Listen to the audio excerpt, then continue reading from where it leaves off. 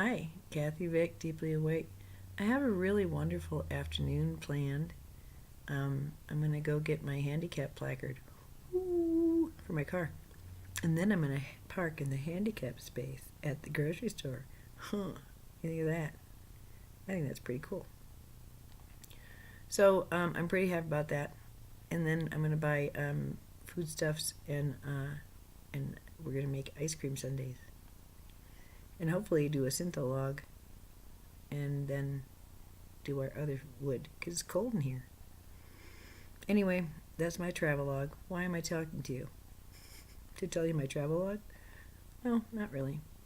But I'm really excited about it, so I wanted to share. I wanted to come because I had shared a vision this last time. It was really intense.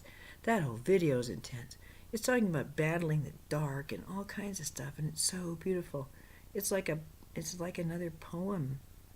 It's beautiful. But it does get kind of close to the bone because I mentioned a vision that had my family members in it. And I really don't like to talk about that too much. I don't like to talk about people personally. It kind of gives you the willies. And I know I make references, and I know it may seem as if I'm talking right to them or whoever, to someone. But you got to understand that to do that would mean that I come to the camera because I need to see myself yakety yak to learn more about myself. That's never been what this has been about. Everything I say is purposeful, and it's not for me, it's for you. And it may be the you watching right now. It may be the one down the block you don't know about. That person needs it. I don't know why, but I knew that this was public domain. So that's why I have to say, I sort of live by the king and the pawn go back in the same box after the play is done, after the game is done. And that, we all play roles for each other. And if I'm going to toss one life and start another one, I better be able to see relationships that way. I don't mean toss, but I mean, complete. It's still a part of me. That's been a question I've had. It never is going to go away. It is an influence on the new chart, but I think it's time more and more to sort of settle into that. It's kind of exciting. So I'm very pleased with the work that I gave, but it is very beautifully hard to listen to in places because it's so raw and intense and real. But I think that's kind of the idea behind this work. Why pussyfoot around, right? And I feel a certain self-confidence after having revealed as much as I have, which is nice. So I just wanted to say, hey, it's not personal, basically. And I don't have hard feelings toward anybody. I mean, I can be super pissed at people. Why not? I can not agree with their choices all I want. Who's the only person whose blood pressure's raised? Me. Do I engage in it from time to time? Yeah. Why? Well, because I'm stubborn. And I think I know best. And lots of other qualities. I know the score. And I have no patience at times. And that's not very nice. It's not nice at all. Everyone is allowed to be where they're at. And it's a really hard lesson to learn. Because, and I want to just mention about I've been all alone. I've had plenty of love. Come on now. And some of it's been freaky deaky, and some of it's been so super cool. All of it's been awesome. Some of it really dark, twisty. Some of it just great. And like rejuvenative. Plenty. But I always do best as a friend. And here's the funny thing. Here's the punchline. There are punchlines all over the place. In my natal chart, my my sun is in the first house, and my node, my north node, my ascendant, they're all the same thing. It's right on Pluto retrograde. They're the same degree. So it's quite a curious thing. And the reason I bring it up is to emphasize that we all have certain lessons to learn, and mine are specific to me. My explanations of them are specific to me. And so I'm a really great authority on one thing, and that would be me. And I think it's when we get into each other's business and try to be their authority that we lose our way. Because that indeed is just another example of confusion and misunderstanding, just like thinking that God is, a sky god. It's a simple confusion. And as people become more aware, some of these things just vanish overnight. You wake up and go, oh my God, I deceived myself for so long. I told myself that super big whopper lie and I knew it was a whopper. But I kept telling myself, oh no, it really was a whopper. Oh shit.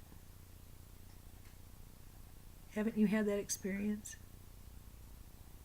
It's fun. It's kind of the scales fall. And truth-telling can do that when you engage in truth-telling with another. But it can happen after the dream state too. So I just want to say, reiterate, no harm, no foul. And it doesn't mean that if you're in my life, I consider you a metaphor. All right, you're a human being. But upon reflection, and I think that oftentimes we reflect on our relationship with our lives, which includes other people, and then we can learn many things. There ain't nothing wrong with that. And the idea is, if there's patterns that are not helpful, break the pattern, and a new reality emerges. And I've talked about fractals and fractal time and how fast it was. And I think this is sort of like a contraction from an expansion. A very beautiful one. Wow, lyrical. Woo, woo. But now it's time for ice cream. I want ice cream sandwiches. That sounds really good. And pizza. Ooh, I know what we're going to eat. See, I must be done. I'm talking about food. So I just want to let you know, I hope that everybody in your life thinks about you in these terms. After you've been a petulant child and had a temper tantrum, after you've stumbled home drunk, after you've cracked up the car, after you've drained the bank account, after you do all the things that you might have done. Isn't that wonderful? To have somebody in your life who says, hey, well, maybe you were, wicked. Maybe even to them. And they're able to say, yeah, well, whatever. We all play roles. Well, it's impossible sometimes to do that in the moment. And totally inappropriate, and I've said that again and again. In the moment, what's required may not be that big perspective. That big perspective may be the opposite of what's required. It depends on what's going on between the two individuals. And exposing that much is sometimes not appropriate. It depends. So yeah, it's about where you're going to do your hang time, and with which creatures, and in what degree of happiness and acceptance. You can accept something and not engage in it. You don't have to engage in parallel play. But you don't have to sit there and bitch about it. That's the point. It's having that aha moment. Oh, that's how it always was? And I was arguing with it for so long. I didn't like it for so long. And now I didn't like it because ooh.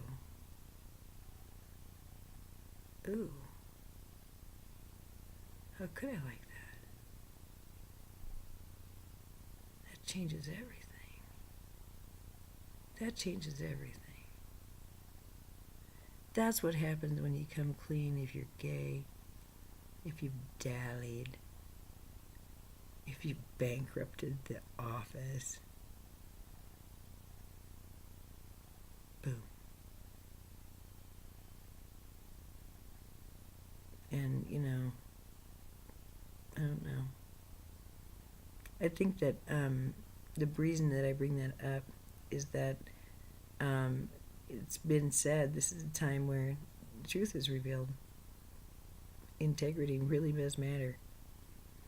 And it gets rewarded. There's less tolerance for nonsense. But does that mean arguing with it? Or just not accepting that as what sets the tone? That's the point. That's the whole of a point. If you're setting the tone higher,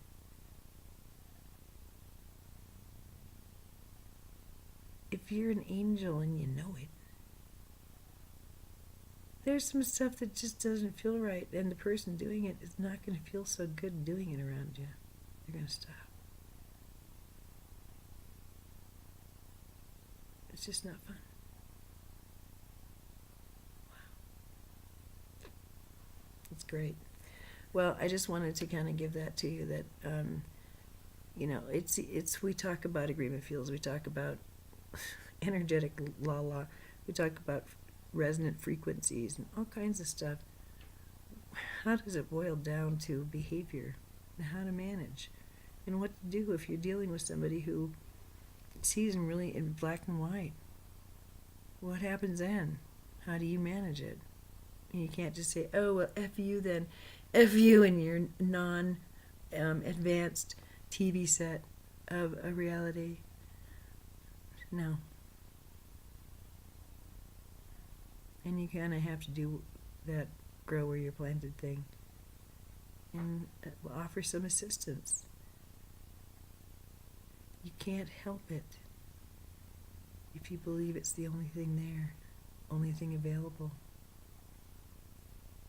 If you see someone whole,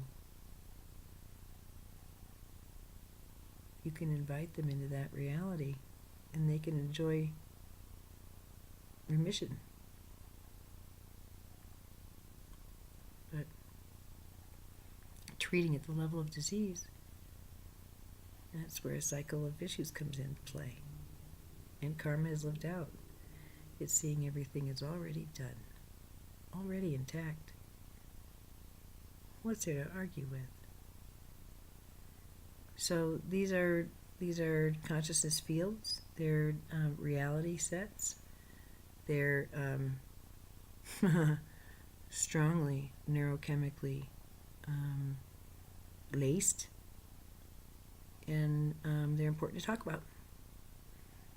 So I don't want anybody watching a video and feeling ewy because they feel like they've been exposed, they feel like they've done something wrong. Nobody's doing anything wrong here. The person who's made the most mistakes is moi. And there's no such thing as a mistake, actually. Is there harm? Yeah, there is harm. You betcha there's harm. And the best is just to avoid doing it on purpose. First, do no harm. That's a good rule. They get more complicated, but that's a good one. So there's a lot of information cracking open, and a lot of new connections being made, a lot of changes and a lot of decisions of just, this is no longer fascinating me. I prefer to be fascinated with this instead.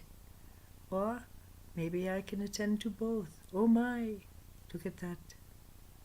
Isn't that cute? So,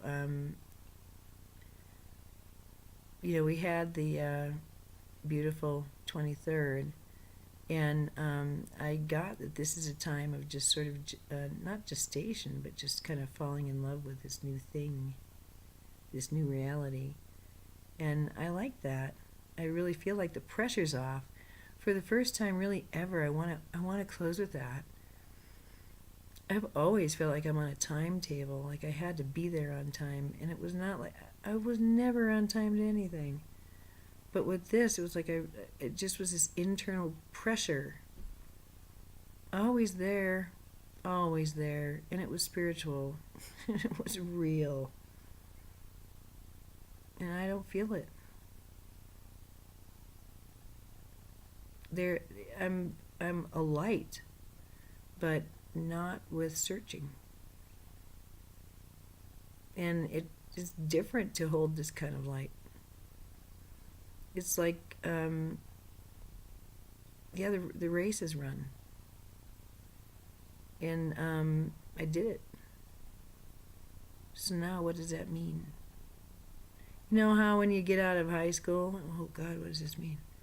When you get out of college, oh God, what does this mean? It takes a little bit of time to kind of rock into what you're getting yourself into. At least it always did for me. Unless I'm traveling, and the agreement is to stay off kilter. It's fun. Whew. So anyway, I'm just yakking now. I just wanted to give you that. And no harm, no foul.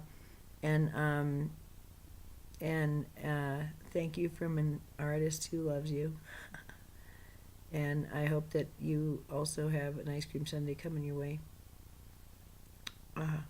Whatever kind you like, whether that be a good movie or a good rub down or whatever. I think that I'm going to very much enjoy pizza and a sundae with Cool Whip and cherries on top. Oh my God. Yeah, I don't need a sandwich. I don't need an ice cream sandwich. All right, I'm hooking back into reality. Can you tell? It's time to light my taste buds and suffer the hard knocks it takes me to get, It's not hard knocks, actually. It's probably the coolest thing in the whole freaking world. I'll end by telling you this story. It's a really quick one. I would not have a cane at first, and I was really hurting. I was just kind of limping. By the time I got done making my rounds as a home health nurse, I was just aching. And so I thought, well, I got nothing to lose. I got to use a buggy. It was a while ago. And it was so funny. It was this really emotional moment for me as I started the buggy and it started to go. And I just started crying. And I had tears streaming down, and I drove all the way as fast as I could to the cosmetic section furthest away, just so I could just, oh. And then by the time I got to the creamer section, hold the phone. Yeah, I can understand, yeah, it's a loss, la. Will you look at this thing? Holy crap. Look at this thing go. Oh, let me do it backwards. Oh, holy shit, it makes that beepy sound. This is so fun. I feel the wind in my hair. Okay? So, yes, it's possible to, discharge your feelings and kind of acknowledge the loss. There's a loss there. But freaking don't dwell on it. Enjoy the ride. Enjoy the ride. That's how I'll title it. And I wish you all really a happy Tuesday. And that's all I want to say. Thank you.